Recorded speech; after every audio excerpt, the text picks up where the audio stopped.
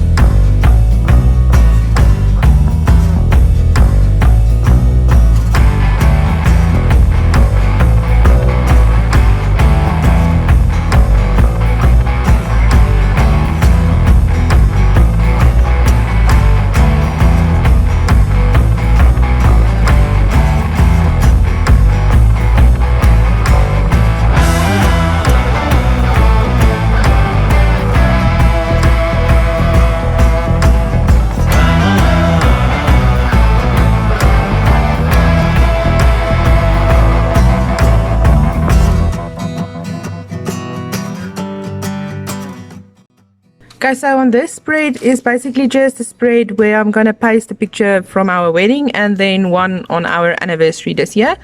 This year is 11 years. That's what it says at the top.